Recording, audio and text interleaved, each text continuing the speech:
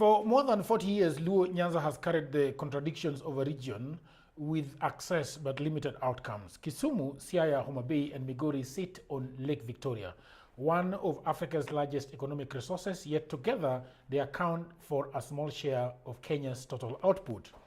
In 2024, if you remember very clearly, Kenya's gross county product stood at about $2.9 billion, ranking 8th nationally. On the other hand, Homa Bay, Migori, and Siaya ranked 23rd, 26th, and 30th per capita incomes, hovering just between $1,100 and $1,200. Agriculture and fishing employ the majority of people in Luo Nyanza, but they generate low returns. For example, in rural Nyanza, that productivity gap is wider, driven by rain-fed farming, limited mechanization, and weak value addition. Here is what has always been the case. Kisumu was once a regional port and industrial town. Miwani sugar employed thousands. Kikomi linked cotton farmers to global textile markets, but by the early 2000s, both had collapsed. Homa Bay alone accounts for most of the wild fish catch, but overfishing, pollution, and invasive species have forced a shift toward cage farming. Even there, high feed cost, diseases, and weak cold chain infrastructure limit returns. Now, this is the question. Devolution was meant to change this trajectory. Since 2013, counties have gained resources and authority, yet economic transformation has lagged. Analysis point to weak planning, political patronage, and underinvestment in productivity-focused infrastructure. Today, I want to discuss Luo Nyanza with a gentleman that I know very well, Mr. Nyamori, a lawyer, governance expert. This conversation asks a direct question. How did a region with a port, fertile land, minerals, and a lake economy lose 4 decades of growth? Something that else we are going to be discussing about is that after Raila's death, there has been questions about the togetherness of the Luo nation, whether ODM is going to remain a Luo party or it is going to remain what Raila has always wanted it to be a national, to have a national, outfit. So, Mr. Nyamori, thank you very much. Thank you very much. It is a pleasure having you in the studio today. This is Political Headache. I want to ask you a question. When you think about, when we think about Kenya, you might think about it as regions. So we have Mount Kenya, which is now, they are talking about Mount Kenya East too, apart from the larger Mount Kenya. We have the Rift Valley, which is majorly Kalenjins. We have the Kambas. Then we have the coastal people, and we have the lawyers. In your estimation, when you look at the Luo Nyanza and the economics of it and the politics of it, are you jealous of the other regions? What is it that comes into mind? I'm not necessarily jealous of the other regions. Yes. But I take note that we are a region with so much potential, yet lagging behind the rest of the country. As you just mentioned, we are a region that sits at the shores of the second largest freshwater lake in the world. We are connected by road, airport, and for a long time we were connected by railway. Yes. We have, a huge potential in blue economy, in fisheries, in transport, in tourism. We have huge swaths of land for agricultural activities. The entire, the sugar belts. We have potential for coffee. We have potential for other products, cotton. Why? Yeah, but you see, when we grew up, when we were young, I look at those days, and I remember, for instance, my village, Kano Plains, that during the rainy seasons, we grew millet. Yes. And we had bumper harvest. Every home had what we call the dero, the granary. The granary. And then, you know, as the rain subsided, you'd see people growing the green grass. You'd see people growing beans. And then during the short rainy season, we grew cotton. And you know, when cotton, the cotton flowers, then the bulbs then busted.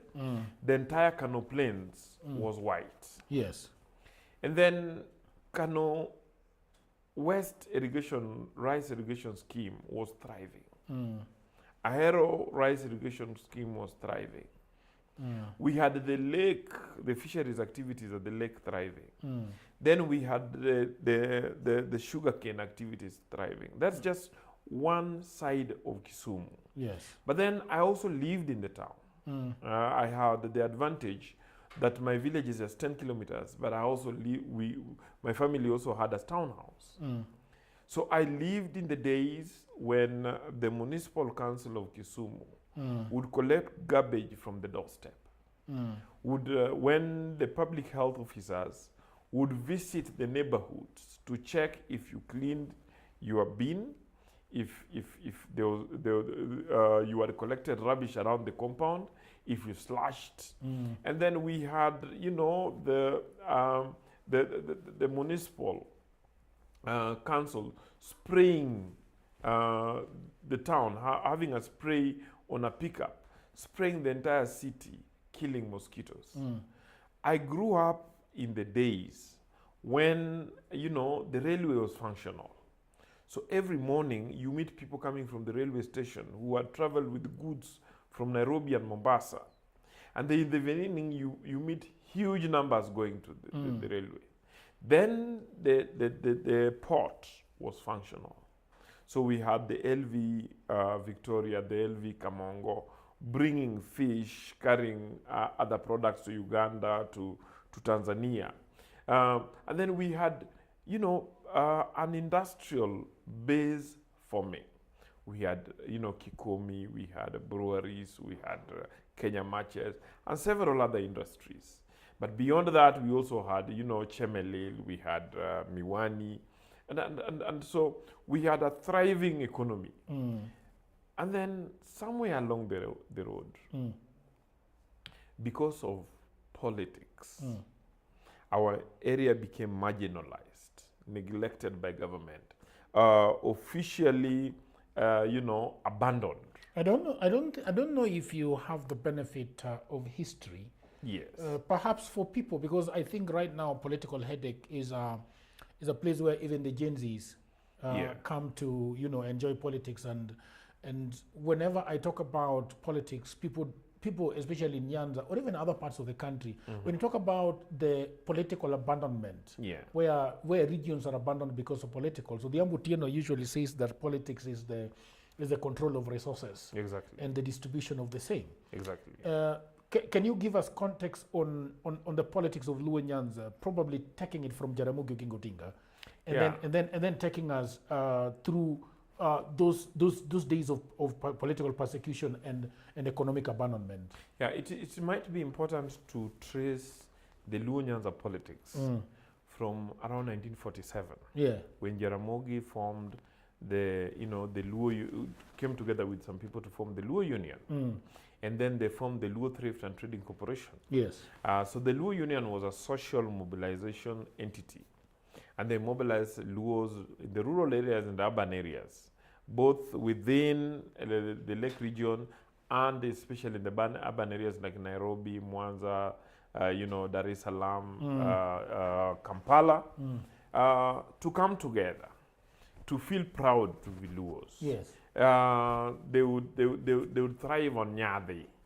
We are Luos. Okay? Nyadhi is what in English? Nyadhi, what did you call it? Nyadhi is pride. Pride, gravitas, yes, whatever. The pride of being Luo. And you know, they would, that was a spark that brought our people together, because you know that Nyadhi is cultural. Okay? Then out of that, they then came with the Luo Thrift and Trading Corporation, which was an economic arm. And it was the first, native, coming together in a corporation. So it was not a circle, it was not a bank, it was a company. It was a limited company. It was registered as a company. Okay. And then, the community members then put in money. And out of that money, they bought assets. They bought land. They put up buildings. They started a farm in Miwani. They put up posho mills so that we would, go to our own posho mills. We would go to our own shop in Kisumu. We would, the people in Maseno had their shop in Maseno. The people in Kampala would go to their own shop that was owned by the Luo community. It provided employment and so on and so forth. And it also just taught people the spirit of thrift and the spirit of enterprise. Okay? Now, as that happened, Mboya was in Nairobi, organizing around trade unions in Nairobi. And also when... He was the leader of this thrift. Exactly. No. Jaramogi was the leader of the thrift back in Nyanza. Okay. Mboya grew up and, was employed in Nairobi by the Nairobi, what later became Nairobi Municipal Council, and was elected as the leader of the trade union. So as Kenya got into the politics of independence, these entities, being entities that naturally mobilized masses, became political to address the political needs of the people. And so back in Nyanza, Jaramogi was mobilizing politically around that, and no wonder he was elected to be a representative in the Legislative Council when the Legislative Council was established in the early 1950s. Similarly, Tom Mboya, who had, through the trade union, then moved to form a political party called the Nairobi People's, I think it's called Nairobi People's Congress or something, NPC, along what Kwame Nkrumah was doing in Ghana. So he also formed that and naturally got elected to represent Nairobi in the Legislative Council. So then they met in the Legislative Council. And so from there, the Luos controlled the politics of Kenya. So that in the absence of Kenyatta, who was then detained with Achieng' Oneko, Kubai, and the others, the politics gravitated between Mboya and Jaramogi. And from my reading, they cooperated at times, they disagreed at times, but the Luos controlled the politics of this country. So when Kenyatta came back, I want to believe Kenyatta played both of them. Kenyatta came back, was very close to Jaramogi at the expense of Mboya. And this... Do you think the closeness was because of age, or what was it? I think typically, partly it was because of age. So they thought Mboya was a young boy who needed to defer to them. But politically, he was controlling the biggest population. He was the most well-organized. Through his trade union movement, he had a better international connection. He had more resources. So, and he controlled the heart of Nairobi, of Kenya, which was Nairobi. Okay? In fact, if you read David Goldworth's book, Tom Mboya, The Man Kenya Wanted to Forget, you will note that David talks about an incident in the first general election when Mboya was a candidate. I think the constituency must have been called Nairobi East. Kenyatta and Jaramogi joined up together to sponsor a different candidate. That is Munyo Oyaki. And when they sponsored the candidate was, they went to campaign for the candidate against Mboya. And Kenyatta would tell because it was a Kikuyu-dominated area, would tell the Kikuyu that this is our constituency. We cannot let it to another person. It is reported in that book that Jaramogi would then tell the Luos who are there that it is the Kikuyu who shed blood, and therefore let them have this constituency. And in any case, if we have to get a Luo to represent us in Nairobi, we will get a Luo Halisi, you know, attacking the Suba origin of Mboya, and also and saying that not somebody who has been born in Tuoro, because you remember Mboya was born in Kilimambogo and grew up in Kilimambogo, okay, where there was sisal farming. Where there was sisal farming, so that the fact that Mboya was more cosmopolitan was used to attack him. But despite that, David Goldsworthy writes that there was a journalist who sat with Mboya on the night when the votes were being counted in his house. And Mboya was not talking about the elections, and he was not worried. He was talking about Kenya of the 1980s. And he was talking about development of infrastructure, development of human resource, you know, improvement of our governance systems. And the journalist then asked him, why are you not worried? Your votes are being counted, and you have the two foremost leaders, you know, pitching against you. And Mboya told him that, you see, the difference between me and my opponent, especially the two main leaders who are pitching against me. This is Kenyatta and Jaramogi. Jaramogi. Is that they are sprinters. They have to win the race. But I am a marathoner. I am willing to bid my time.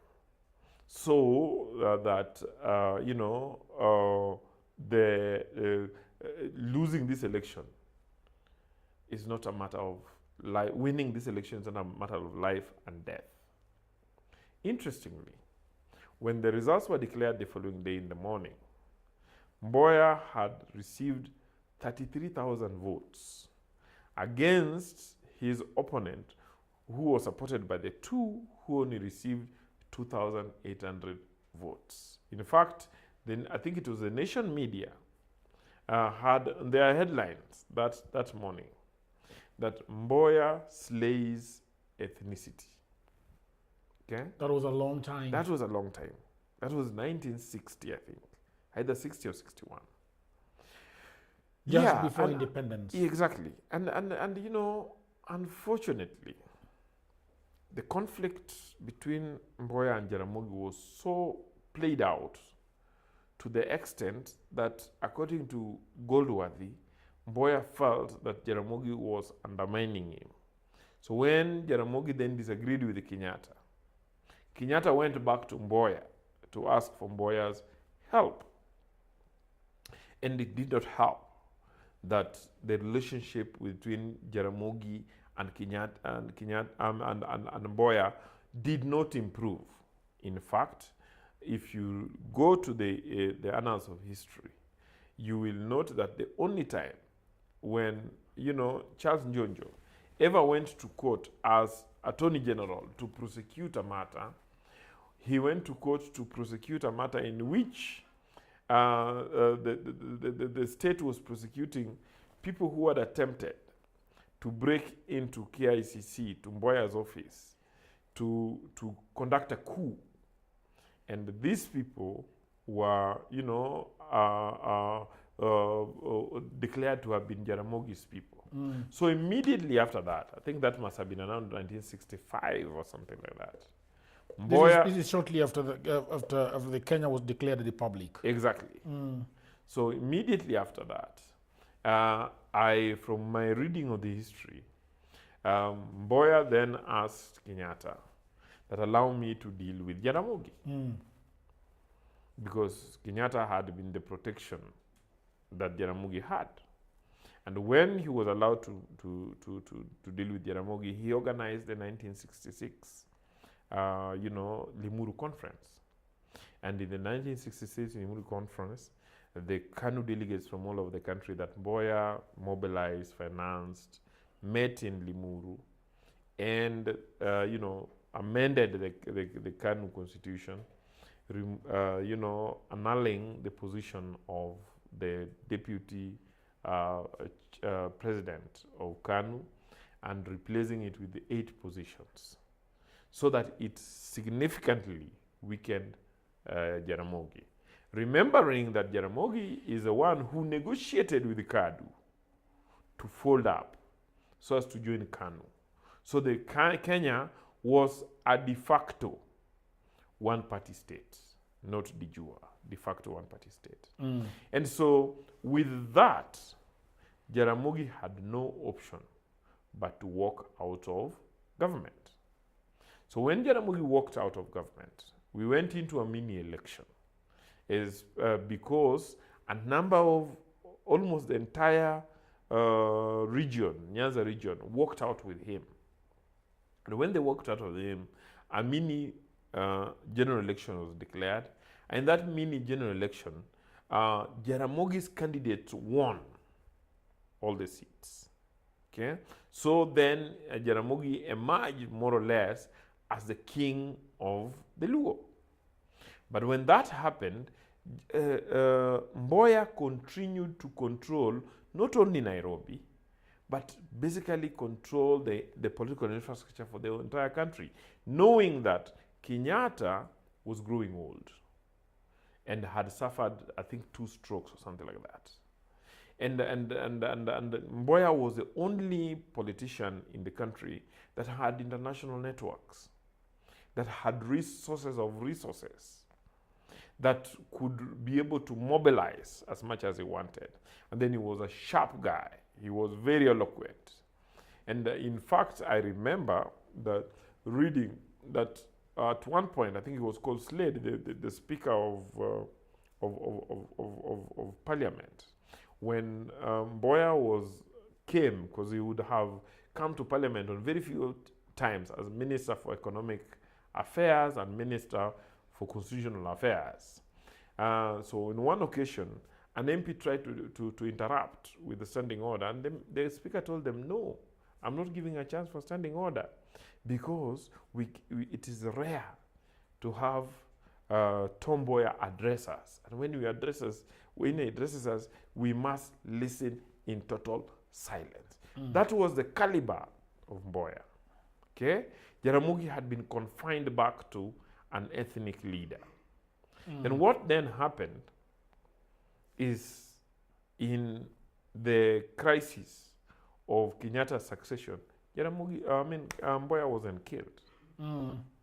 So when Mboya was killed, there was a natural, mourning and grief amongst the Luo community. And, there were riots all over. And you may want to know that it is only J.M. Kariuki who attended. There was the only government official who attended Tom Mboya's funeral. Tom Mboya's funeral. And then that funeral was used, I think, by the political and for a good reason, political group in the Luo region to mobilize. And then that was the beginning of our politics of funerals. As you know, we have been a country mobilized around funerals and grief. And so from there henceforth, Jaramogi became the absolute leader of the Luo community, whilst the Luo community felt that they had not only been shunted out of government, but the only remaining, son who had the possibility of becoming the president was killed. You need to know that David Goldworthy writes, as he ends Mboya's book, that the level where Mboya had reached, nothing could stop him from succeeding Kenyatta but the bullets. Only the bullet could stop him. And indeed, the bullet stopped him. So for me, that is an important epoch in our history. Do you think that it is at this juncture that the marginalization of the entire the larger Luo Nyanza begins in earnest? Indeed, because Mboya was killed, assassinated in 1969. Yes. There were riots and grief all over Nyanza. And that one must have been around July. Hardly 3 months later, Kenyatta decided to take a trip to Kisumu. And in that trip, he purported to go and officially open the new Nyanza General Hospital, what was popularly called Russia, now called Jaramogi Oginga Odinga Teaching and Referral Hospital. It is important to note that Jaramogi had been aligned to the East, and it is through that alignment that he mobilized the funding that funded the constructions of Russia Hospital. And so Kenyatta came in defiance of the grief to conduct the official opening. The government did not invite Jaramogi to the function. But Jaramogi decided to attend. If you listen to the audios that are recorded of the event, a clash emerged between Kenyatta and Jaramogi. And indeed, Kenyatta warned on that day that tutajua nani anayetawala nchi, and said that he will crush, ntasiaga kama unga hawa vinyangarika wako. And indeed, at the end of the night, it is reported that over 100 people were dead, including children and women who had been mobilized to receive the president. And then Jaramogi and a number of people around him had been arrested and detained. And the government infrastructure in the Luo region was turned away from being, governance instruments for delivery of services and, empowering the people, to be instruments of subjugation. It is said that there was a reshuffle of government officers, so that the officers that were then taken to Nyanza were those that would then implement the official policy, which was to subjugate the community. So this then, marked the beginning of marginalization. So you see, with hostile government officials taking over the region. In the name of PCs, district commissioners. Exactly. District officers. Exactly. So they then neglected the views and the needs of the people. And then with that, you remember planning was centralized.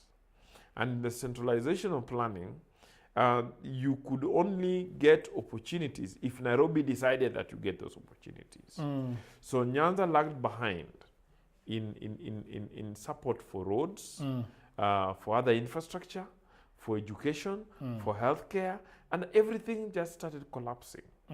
As all the government, as infrastructure collapsed, as the government showed hostility to the region, the private sector also moved away. And you remember that the only existing local, economic mobilization, which is Luo 3 Trading Corporation, was also banned, I think in 1969 or 70. Really? Was banned. And so it was banned without giving, even a window on what to decide with the assets and the investments. So the assets... So this is what was in effect crippling the region. It clearly crippled the region. Okay? And then So then, Mr. Nyamori, there is something that has been always, even during the riots that we've had in the country for such a long time. Yeah. when people riot in the streets, they say that you guys do not understand business, you don't do business, you don't understand what it takes to. So it is interesting that in the 1960s, the Luo nation was actually putting up structures for their economic growth that was then crippled. You need to know, yes, as I agree with you on that fact, that when Kenyatta came back to Kenya, just before he was arrested, around 1952 or something, he visited, Achieng' Oneko took him to visit Jaramogi. And they went to Maseno to meet Jaramogi at the Luo Thrift and Trading Corporation shop in Maseno. It's just opposite it is a dilapidated building just opposite Maseno post office. It still stands. It still stands, though run down. And there they met Jaramogi. And you remember Kenyatta had come from London. And it is recorded, if you read Noti to Uhuru, that Kenyatta told Jaramogi that he was just amazed. He could not imagine that there is an African community that could organize economically in the way he saw in Europe. Okay? And you see, it is from that Kenyatta, learned the idea that later informed the formation of GEMA as an economic bloc.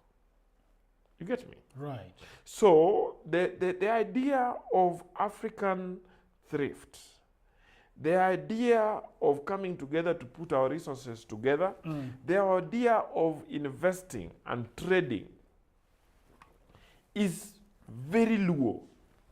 So we understand it. Only that economic foundation that Luo has established for Kenya was deliberately destroyed and crushed by the Kikuyu elite around Kenyatta. Yeah. The Kikomi, the Mumia, the sugar companies. Yeah. What do you think led to their degradation and ultimately, just being run down and not being there anymore? Same thing. You see, as the region went into neglect, and deprivation in the 70s and 80s, infrastructure collapsed. So that if you go to the sugar, growing areas, especially in Nyanza, our infrastructure is the worst around the country. And with infrastructure, the government had a lot of control on the sugar factories because they were wholly owned by government. So government allowed corruption to take root. Government, then denied the institution the necessary funding. So the infrastructures, even the factory infrastructure, the plant themselves, were allowed to collapse. So with the disorganization that was then allowed to thrive, through MDs and other senior managers that were posted there by government, the factories then started running into problems. They could not pay farmers, they could not pay workers, they could not repair plants. And slowly by slowly, the machines ground to a halt. Okay?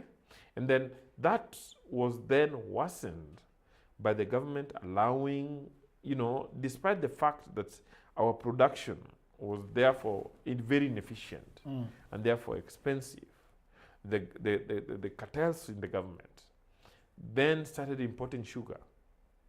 And at some point I was being told that the Brazilian sugar, which is a byproduct from Brazil, could retail after paying tax at Mombasa at about 7 shillings a kilo. But at that time, I think we were selling ours at around 40 or 50 shillings a kilo. So it therefore meant that we could not compete. So basically, the entire, livelihood in the belt collapsed. Then there was the cotton, and then there was the fish. Exactly. I hear that the fish factory was taken to To Thika. Same story. You see? And that's why I keep telling people that government is important. And we must get back to the core of government. And you see, Kikomi depended on cotton. And cotton, the arrangement then is that farmers would take their cotton to, if you grew up in that region, you remember what were called Stopamba. Stopamba was owned by the Cotton Lint and something trading corporation or something like that, which would then aggregate cotton from the shambas and then sell them to Kikomi for processing. So what then happened? Same thing. That the Cotton Lint trading corporation was mismanaged, and so farmers delivered cotton were never paid. Okay, so they lost their capital. Okay, then Kikomi was also allowed to be mismanaged, and as it got mismanaged, it was being mismanaged with not only money, goods that it had received from the farmers in terms of cotton, but also allowed to take huge bank loans that were then stolen. And so with that, the Kenya, I think it was KCB or something, sold Kikomi. So it was sold to a private company that then now uses it as a store. Okay? Now, if you go to the fisheries, same thing. That, the lake is a resource. It just needs to be managed like any other resource. There needs to be regulations around the lake. When I was young, I remember that there was a month or some months in which even fishing would be banned. Okay? So regulation collapsed of the lake, and then the industries were allowed to pollute the lake. And so with that, fish, the fish died, and there was overfishing, and the lake was polluted, and our entire fisheries industry that not only provided food for our people, but also provided an economic base collapsed. Okay, and then the little catch that we could still get. The government facilitated the establishment of a fish processing company in Thika, while it's ensuring that the ones that had been started by the locals in the region, for instance, there were I think 2 or 3 in Kisumu, were then frustrated through government mechanisms, and they collapsed. So for you to have your fish processed, you had to bring it to Thika. Then government supported the establishment of ponds away from the lake, so that it gets laughable that at some point Mount Kenya was exporting more fish than Lake Victoria region. It's a sad situation. Yeah. Then, we have Jaramogi Oginga Odinga. Yeah. And Mboya squabbling. And then after that, obviously, Jaramogi dies in 1994, right? Yes. And his son, Raila Odinga, takes over. And I think it is the same frustration that the dad has, that he also gets into. And he's frustrated under the Moi regime, he's frustrated under Kibaki regime. I remember the first time I voted was in 2002, where we had a 3-piece election, where Raila helped Kibaki have a landslide victory in 2002, with I think an understanding that okay, it is all water under the bridge. We have had our economic situations, we have had our problems with politics, but let's turn a new page and make sure that Kenya belongs to all of us. Yeah. That does not work very, very well. Exactly. And in a few months, they are on the other side of understanding. They don't understand themselves. For lack of a better word, Raila bolts out of government, but retains his official position as the prime minister of the country. So that happens. Uhuru comes in. The same thing happens. But let's track back to 2010. We have a new constitution, and there is a lot of ululation and happiness that okay, there is a little bit of money that is going to trickle down to the people. The 15% goes to Luo Nyanza. And that is now what I want to ask you. Yeah. Do you think that we have used this money properly? What has happened? What do you think has happened over the short period that we have had this money coming to us? Yeah. Money is not even the most important thing. Okay. Money is not the most important thing. In my view, the 2010 Constitution meant a lot to the Luo community, more than any other community in this country. Because it was, an outcome of a struggle that the Luo community had had since 1966 to be heard, to be involved, to be included. And as you have rightly enumerated, in the subsequent epochs, even after the death of Mboya and the detention of Jaramogi, the Luo had made attempts to, get back to the center, and they were frustrated. So that is why the Luo delegates, led by Raila Odinga and Odhiambo Nyamori, were very particular in Bomas that we must go for devolution. If you remember that during Bomas, the oligarchs, especially in Mount Kenya, did not want us to go for devolution. And so when we finally achieved devolution, unfortunately, after the death of Odhiambo Nyamori, that is attributed to his fight for devolution. After achieving that devolution seemed to have failed to work for our people. And devolution simply meant that, the concept of government is devolved so that we do not suffer as we used to suffer when decisions had to be made to Nairobi, and Nairobi could decide whether to send resources or not. And that as a matter of right and law, we would get our fair share of resources. But at the same time, we should have the capacity to mobilize our own local resources. Correct. And mobilize investment and plan our development at the local level. And devolution in terms of the law, in terms of the constitutional principles, in terms of the values, should have provided us with that opportunity. However, I think devolution in Nyanza became a captive.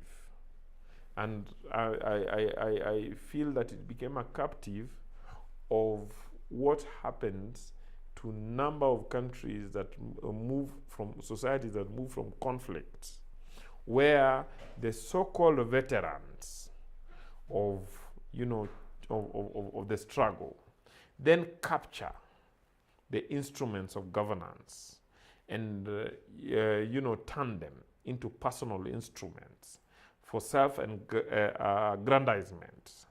And their only claim to that is that they struggled. So they would ask you, where were you, Jagero, when we were in jail? Where were you when we were being beaten? Okay? So with that, we started the politics, even in the devolved government, of memory. That you could only get into those spaces of leadership if you were either a part and parcel of the ecosystem that struggled in the 60s and 70s and 80s and got detained, or you were an appendage of that system. So that even though you may have not struggled, you are a relative friend, or you use your economic might to then buy inclusion in that ecosystem. Now, what then that did is that it completely killed the concept of devolution. All right, people of the internet, I hope that you're enjoying this episode very much. And I just had a break to tell you about my new book. Everybody says that there is no job, and that is true. Also, that was me 10 years ago. The problem is that everybody is trying to get a job in their town, in their city, in their marketplace. They ask friends for jobs, mothers call uncles, uncles call brothers, but there are no jobs. Let me tell you what no one is telling you, jobs migrated online. What I actually mean is there are many, many jobs around the world and there is no one to do them except you. I work for Americans myself. I work for Europeans. I work for the Chinese. I work for the Australians. I work for the Canadians. And so, because I have done so much for myself, I said to myself, you know what? I should compile what I've been doing for the last 15 years. So in 2024, I wrote a digital book called Goldmine 18 Hustles for Africans. And then in 2025, AI came. People say AI is taking away our jobs. And for me, I'm going to say false. There are actually AI jobs. Jobs are not being taken by AI, but there are new jobs online that are there because of AI. Now, mimi ni nani? I created more jobs. And for now, in my new book, we have 25 online and offline jobs that you can leverage on if you do not have a job. So in this powerful volume 2, I share 25 new actionable online hustles specifically researched and tailored for Africans. My new book provides clear step-by-step guidance drawing from my extensive experience and research, including the mistakes I've made and lessons I've learned over the 15 years that I have worked online. So, what can you do online? You can become an executive assistant for busy folks in Europe, America, Canada, and get paid for tasks like watching videos and taking online surveys. Okay?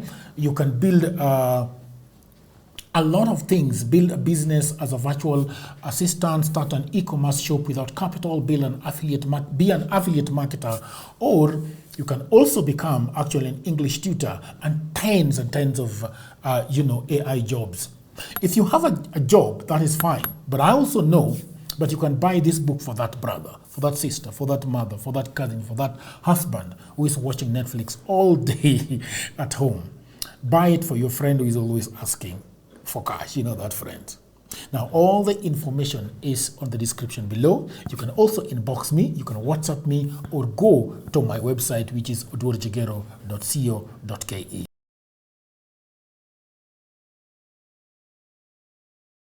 Right. So we were talking about post-devolution. You're telling me about the people that had the economic might to go and buy inclusion. Yeah. People that have struggled believe that it is theirs to run, it is theirs to manage.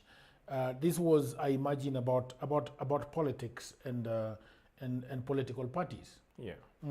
Exactly. And so you see, the natural consequences of the many years of the struggle was that the Luo community was then radicalized into a monolithic political system.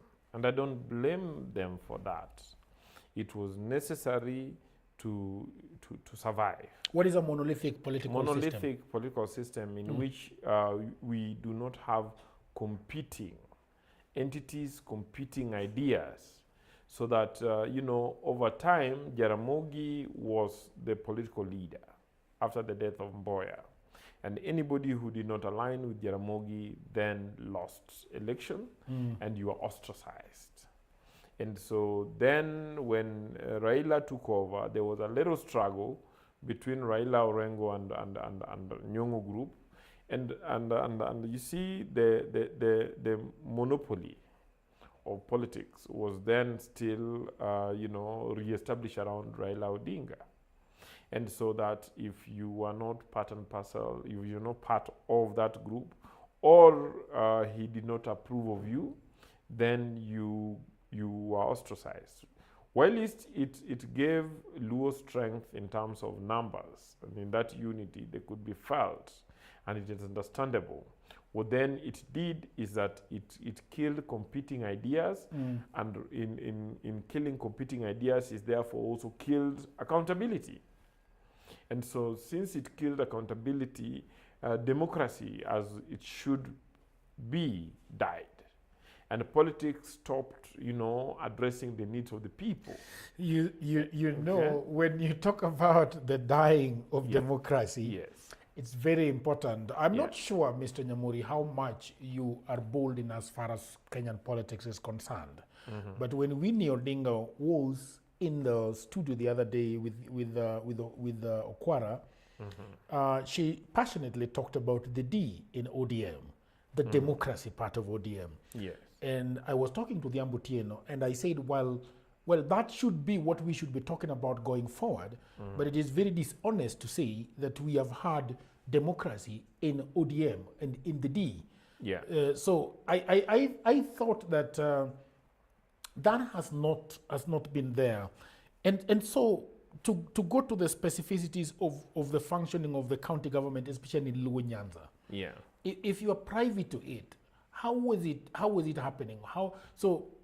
If you had money, you'd buy inclusion. That means that you could be given a nomination Exactly. into ODM, Exactly. and therefore, knowing that you've bought the inclusion, you do not care about really what the people want, so long as your relationship with the people that fought for independence and the people that have shed blood for it, Yeah. you are in good books with them. You would not care about the people.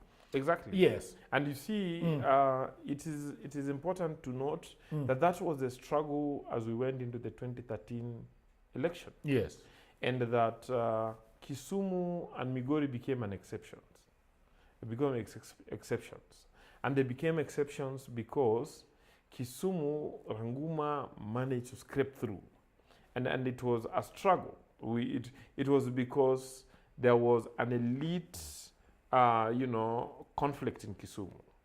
I was very actively involved, and I was involved with the NDP, LDP, ODM since 1996 when I became active in politics, and I even became an official of ODM at some point, but left in 2011 when I felt that it no longer represented what we were struggling for, what I'd seen my age mates die for. That was a long time ago, 2011. Exact 2011. And so it was because of that rebellion that some of us then managed to push ODM to give, Ranguma a ticket. It's not that they lacked Ranguma. Obado managed to rebel when he was not allowed through to get a democratic space in ODM and get elected through PDP. Now, but it's also interesting that Obado would come back to ODM in his second trial. Exactly, come back to ODM. I think because of the energy it took to fight against the system, yes. And even in Ranguma was extremely popular. As we even went to 2017 election. But when I talk about the monolithic political system, I was a supporter of Ranguma, not in the streets, but I would, do the technical political advisories for him.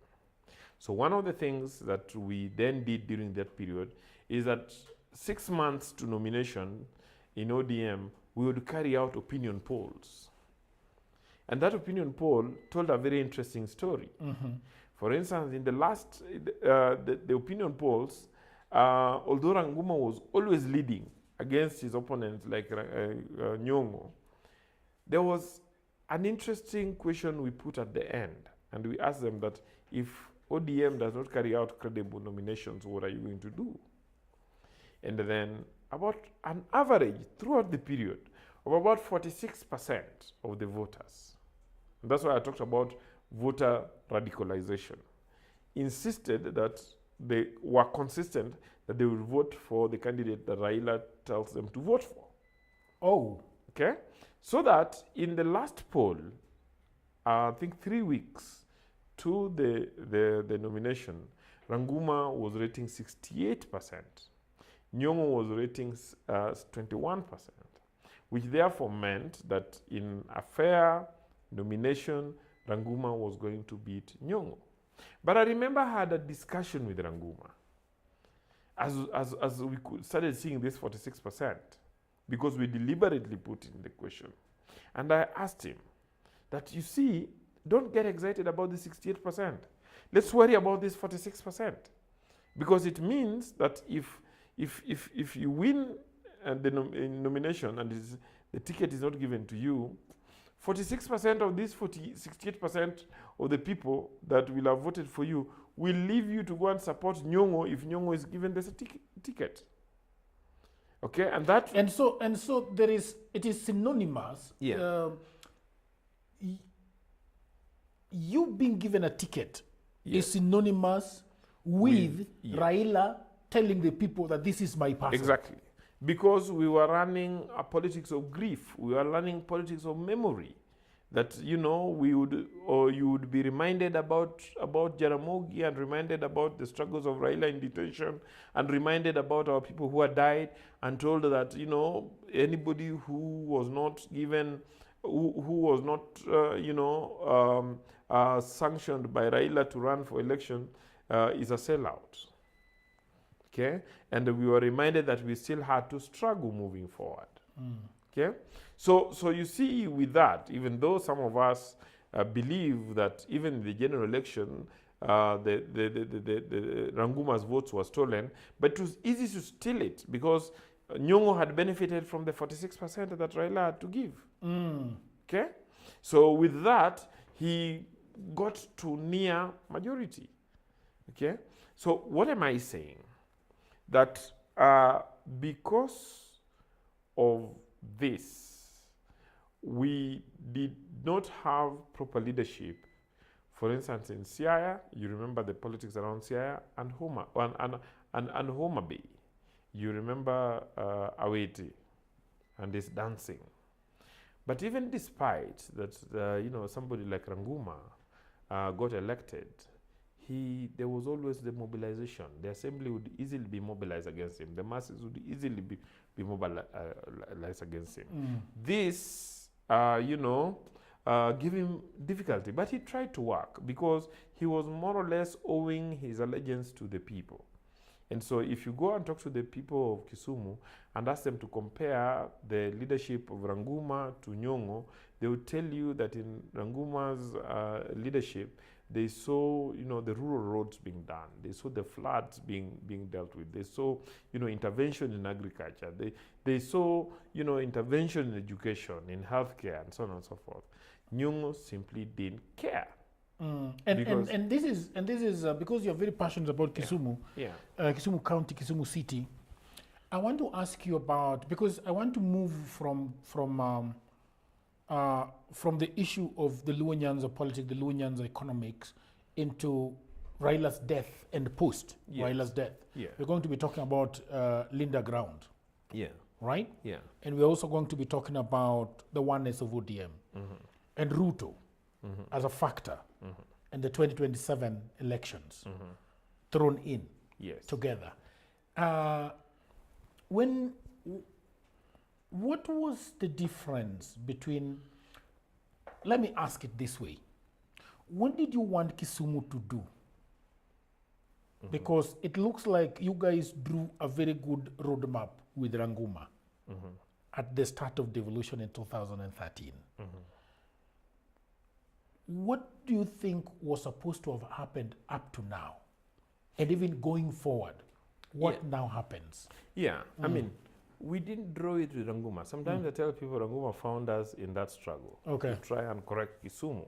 Because Ranguma, although grew up in Kisumu, he was one of the technocrats that came from Nairobi. But at least he had been a receiver manager at Muhoroni, so and therefore understood the economic issues around that place. But then for us, as we grew up, as we started asking ourselves questions, as you tell me that our good friend Odhiambo Nyamori defines politics as what, how much, by who, to who. Okay, it's just a pie. Who owns the pie? How do you distribute it? So we had been asking ourselves, who owns Kisumu and the resources in Kisumu? How do we ensure that these resources are controlled by the county government for the interest of the people. How do they then benefit the people? And then what do we need to do that? For me, that was the essence of devolution. That how do we ensure that the lake, which is our biggest resource, is revived? And how would the county government put in place policies and plans that would not only regulate it, but also bring investments around it? Then the question would arise that our county governments did enough, for instance, if we talk about Kisumu, to question why Kenya Railways should continue to own 300 acres around the lake and not use it for production, but fence it off as wasteland. Those are some of our questions. Then with the huge acreage of land that has sugar plantation that was not productive, what do we need to do to improve the industries, to improve the infrastructure, despite the fact that the county governments are collecting cess on which should be used for improvement of those infrastructures. What do we need to do to ensure that the infrastructure is increased, to ensure that they are regulated, to ensure that farmers are supported? Okay.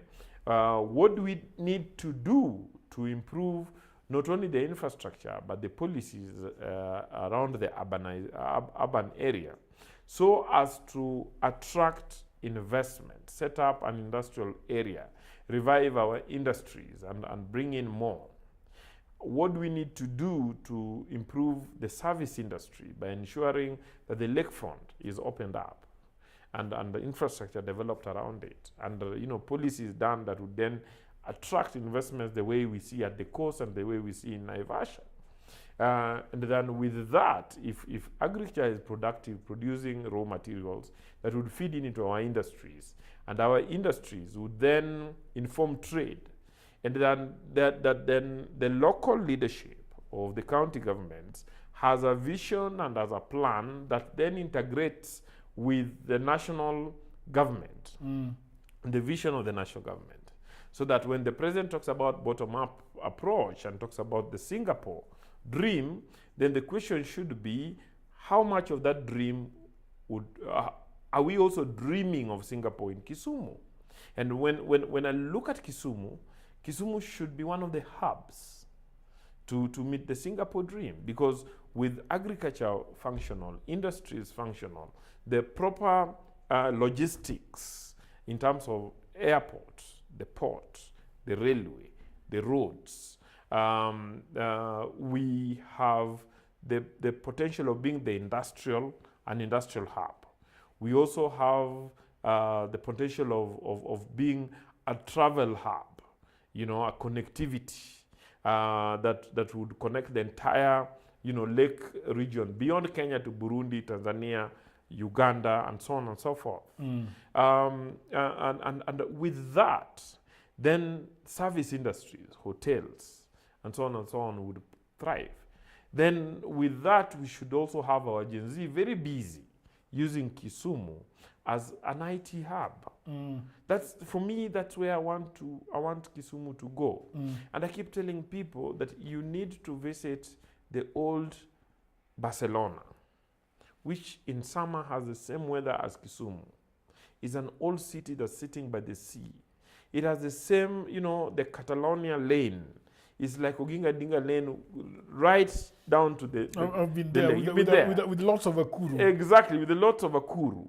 And you see how during the summer, Barcelona has millions of people in the streets. Imagine Oginga Dinga street so busy as the Catalonia lane and the Catalonia square would be so busy, and that the lakefront is a beehive of activities, okay?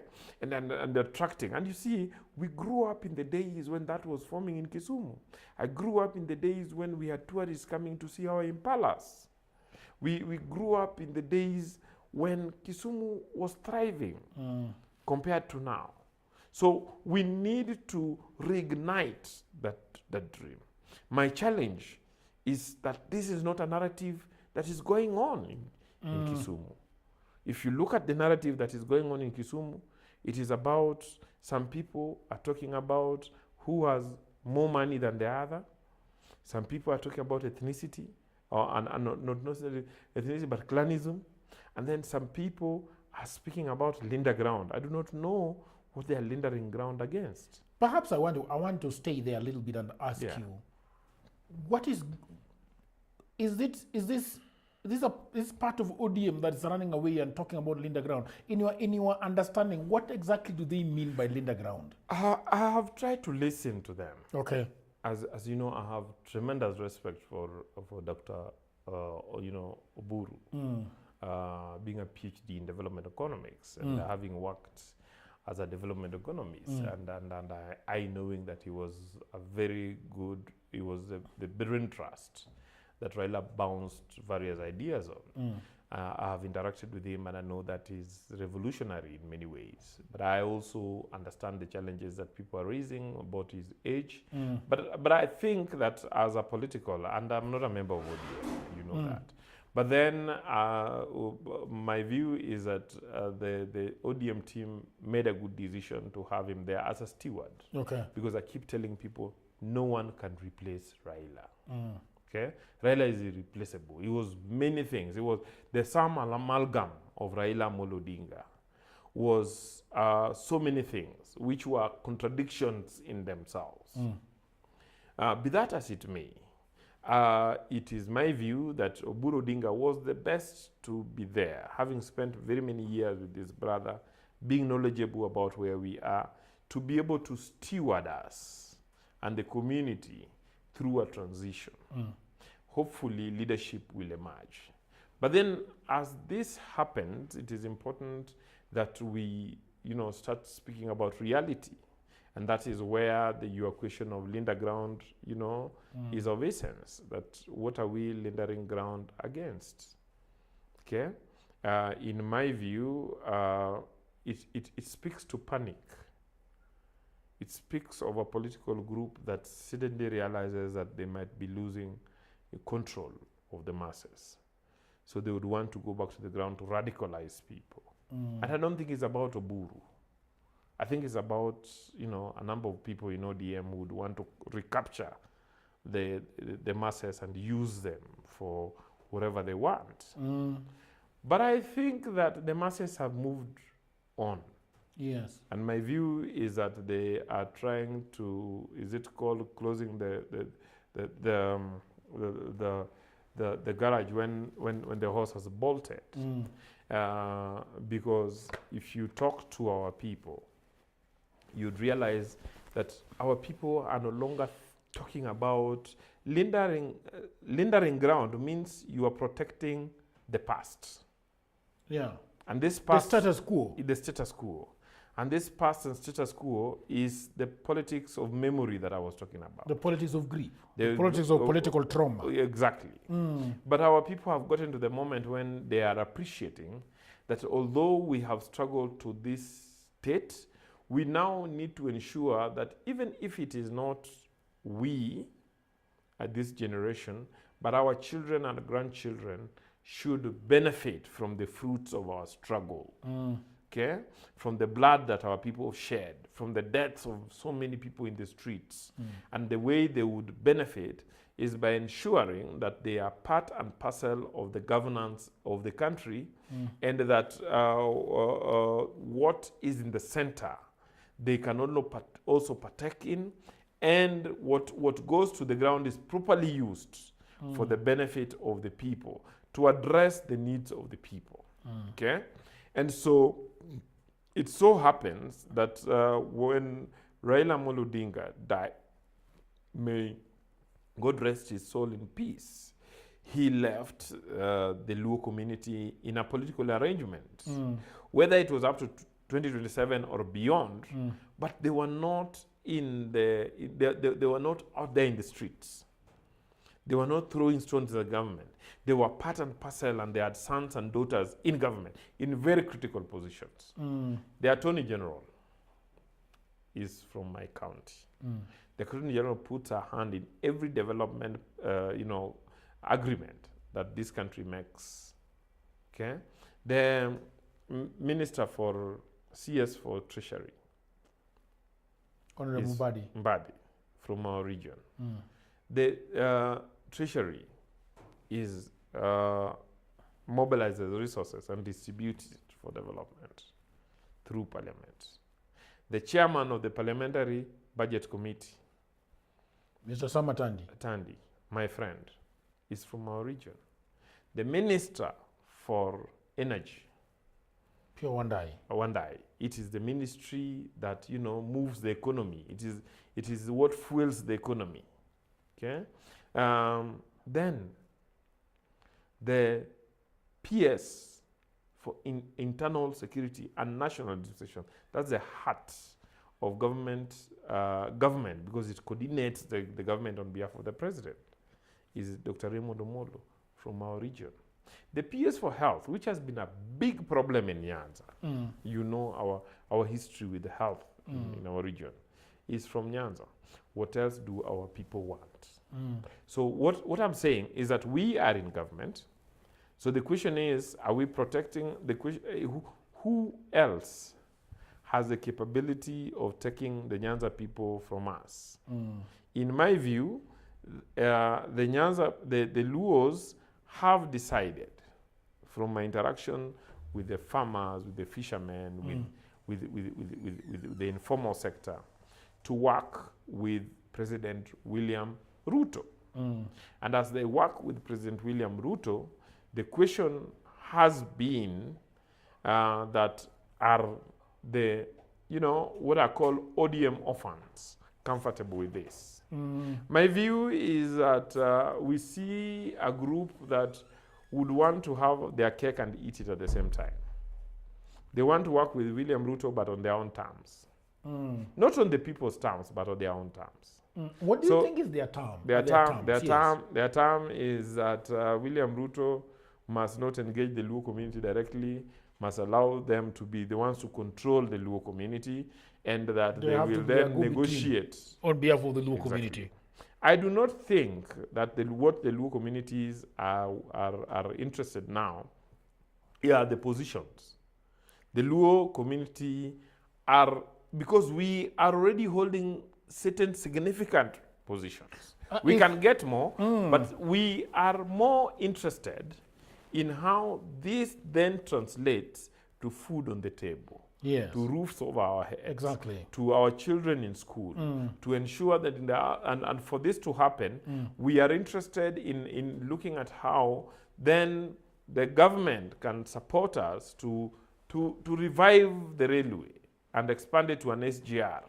We are interested in ensuring that the Rironi-Mau Summit Road is done and extended to Kisumu. We are interested in ensuring that the fish landing beaches that the president is doing are completed and more done, and that the port of Kisumu and the pier of Homa Bay are working. This, for me, are the interests of our people.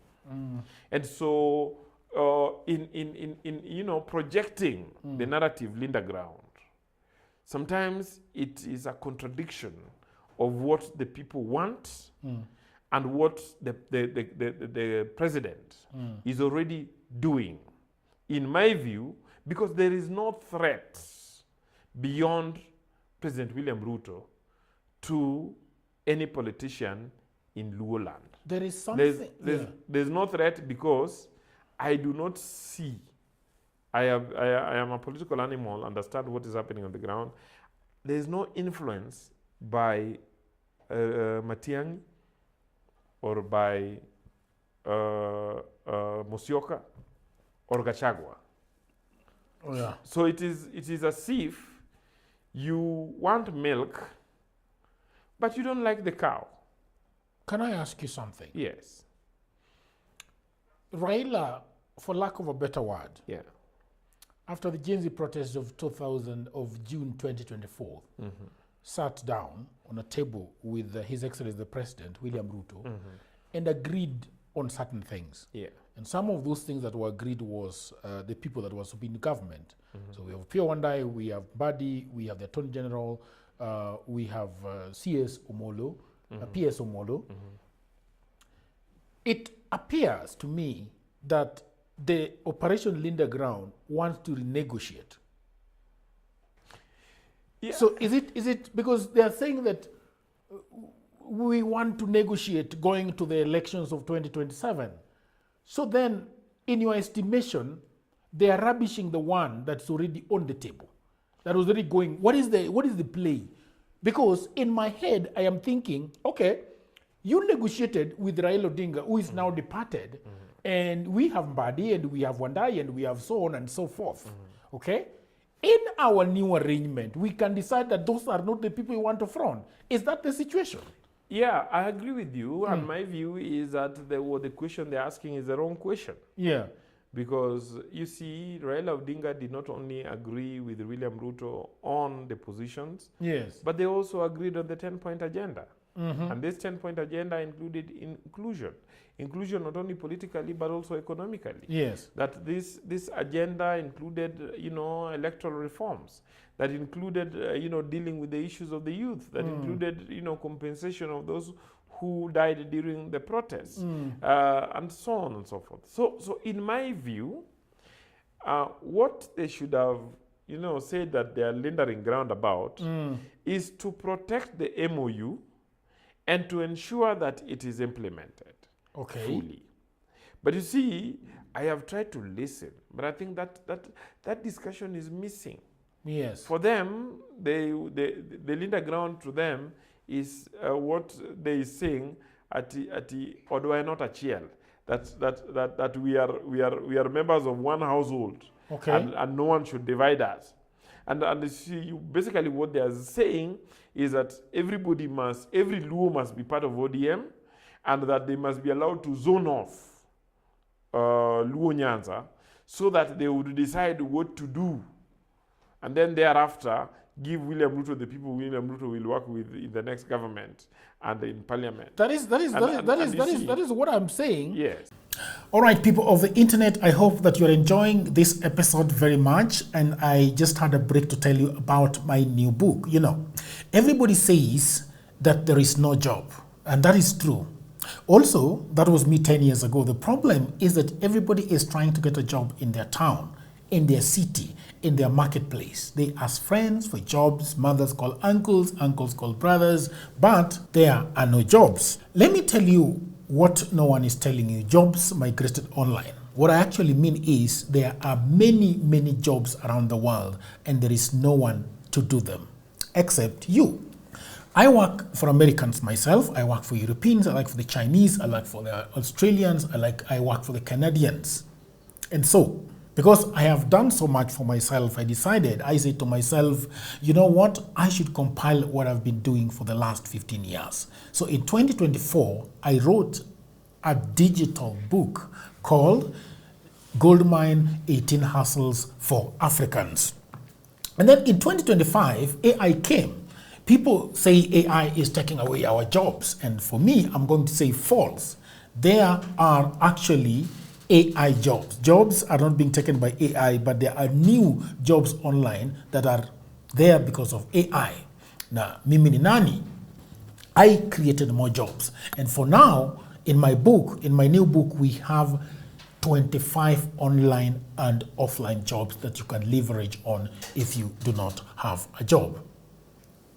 So in this powerful volume 2, I share 25 new actionable online hustles specifically researched and tailored for Africans. My new book provides clear step-by-step guidance drawing from my extensive experience and research, including the mistakes I've made and lessons I've learned over the 15 years that I have worked online. So, what can you do online? You can become an executive assistant for busy folks in Europe, America, Canada, and get paid for tasks like watching videos and taking online surveys. Okay? You can build a lot of things. Build a business as a virtual assistant, start an e-commerce shop without capital, be an affiliate marketer, or you can also become actually an English tutor and tens of AI jobs. If you have a job, that is fine. But I also know that you can buy this book for that brother, for that sister, for that mother, for that cousin, for that husband who is watching Netflix all day at home. Buy it for your friend who is always asking for cash. You know that friend. Now, all the information is on the description below. You can also inbox me, you can WhatsApp me, or go to my website, which is odworjigero.co.ke.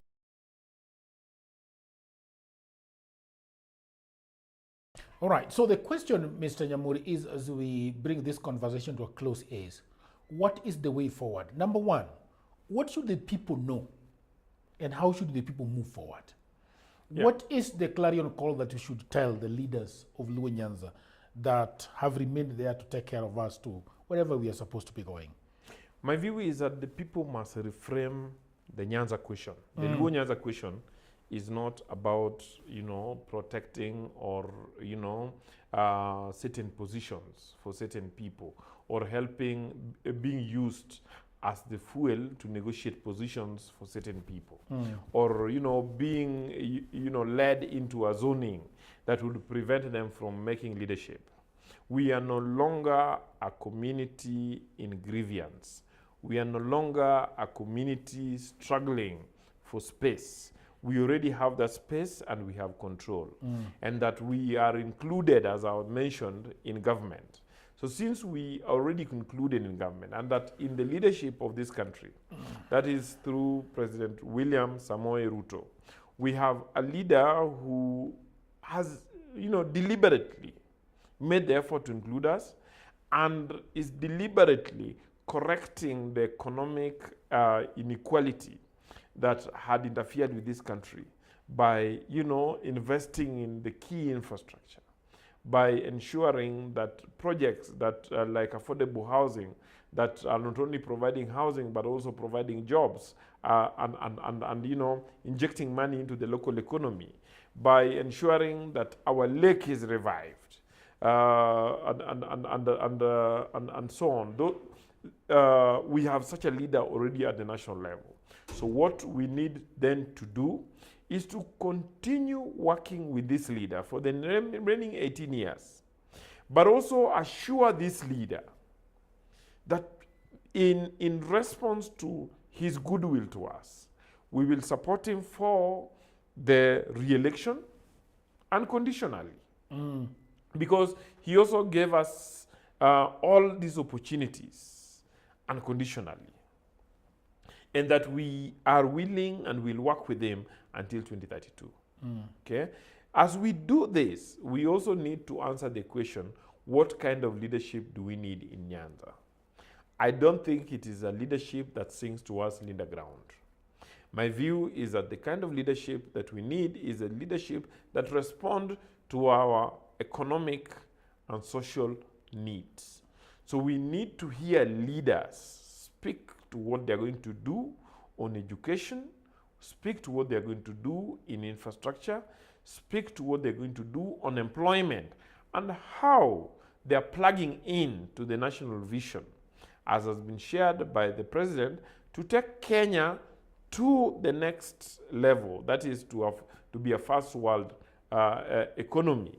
And how our four counties, what role our four counties will play in terms of utilization of the lake, utilization of our land, utilization of our, our potential for urbanization and industrialization, the utilization of our airport and the railway.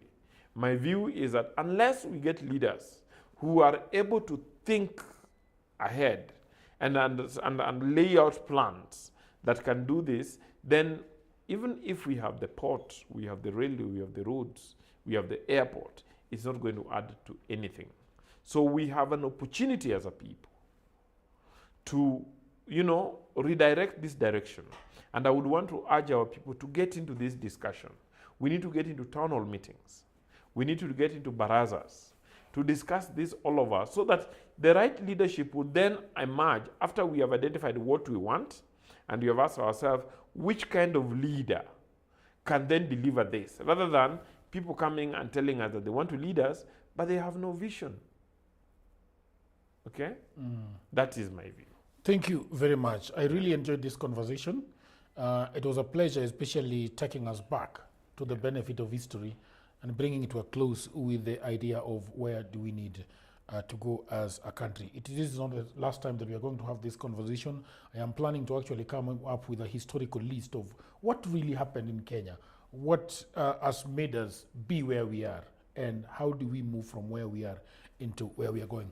So thank you very much, people of the internet. That was Joshua Nyamori giving us nuggets of wisdom on the Luo Nyanza politics, the Luo Nyanza economics. Thank you for joining us again.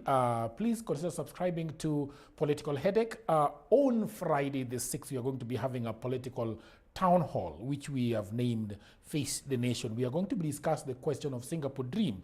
Where are we as a country? Where are we going? And how long do we have? We are also going to include in that conversation the idea of Vision 2030. So follow us also on Facebook, on Instagram, on TikTok, Twitter, and everywhere else you get your social media dose. Until another episode, bye for now. Perfect. Thank you. It was very nice. I really